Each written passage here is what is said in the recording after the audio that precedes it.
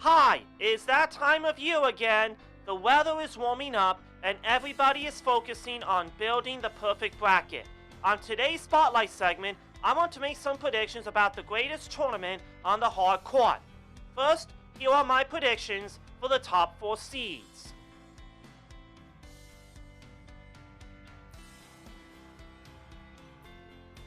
Auburn has by far the nation's best resume.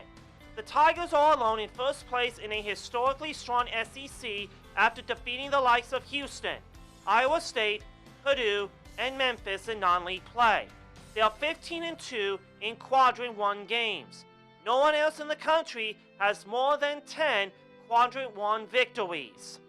The likelihood of an unprecedented SEC sweep of all 4 number 1 seeds has faded over the past 2 weeks.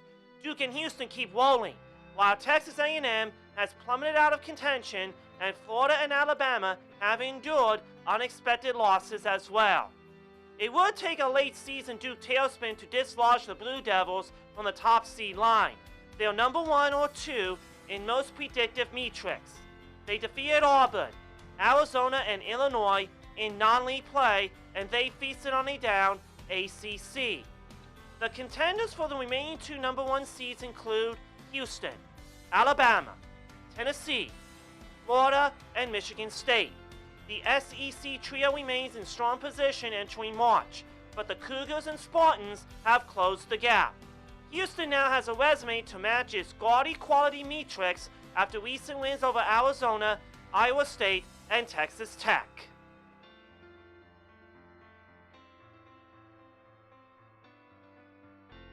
I think Gonzaga will be a nightmare for the committee.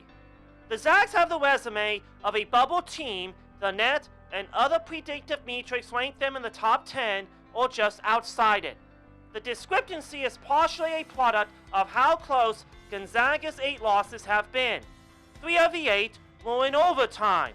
The other 5 came by a combined 24 points, or besides 2 were against NCAA tournament caliber opponents. The Zags' 27-point average margin of victory also makes a difference. Only 2 of their victories all season have been by fewer than 10 points. They trounced Baylor by 38, clobbered Indiana by 16, and won at San Diego State by 13. Should the Zags get credit for all that? Ideally, no. Teams should make the NCAA tournament field and be seeded based on their accomplishments. And yet, if the committee gives Gonzaga a number 10 or 11 seed, that doesn't happen in a vacuum either. Some deserving number 6 or 7 seed will draw a Ken Pom top 10 team in the opening round.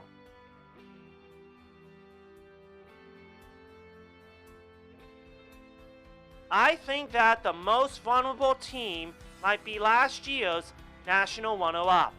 The Boilermakers must find a way to protect the rim without a traditional rim protector. With Zach Edey gone to the NBA and 7'4" freshman Daniel Jacobson lost to a broken leg, Purdue lacks a center capable of altering shots in the paint or deterring opposing players from attempting them. Opponents are shooting a blistering 56% from inside the three-point arc against the Boilermakers. Purdue papered over this issue for a while, with its perimeter defenders staying in front of their man and walling off driving lanes. But the Boilermakers' cohesiveness and communication has diminished in recent weeks.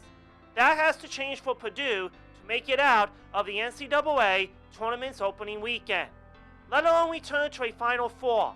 I think the most exciting part of the tournament is the upset.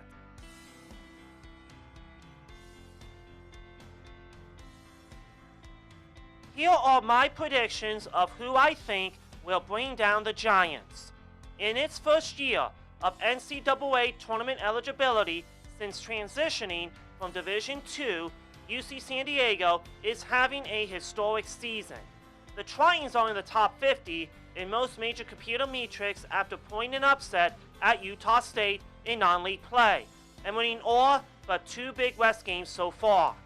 When Drake hired Ben McCollum last spring, he brought along 4 starters from Northwest Missouri State. Those Division II transfers have fueled one of college basketball's best stories so far this season, as the Bulldogs toppled Vanderbilt, Kansas State, and Miami in non-league play and have surged into first place in the Valley. McNeese endured plenty of backlash for hiring Will Wade on the heels of a cheating scandal, but the Cowboys have so far only reaped rewards. They are running away with a second straight Southland Conference title and project as a 12 or 13 seed no one will want to draw in March. For the first time in program history, Yale is off to a 11-0 start in the Ivy League. The Bulldogs showed flashes of what they were capable of in non-league play, beating Akron, leading Minnesota deep into the second half and falling at Purdue by single digits, where they make it to the Sweet 16. That's what I think about this year's tournament. Do you agree or disagree? Feel free to comment below. And that's it. See you next time on Let's Talk Sports.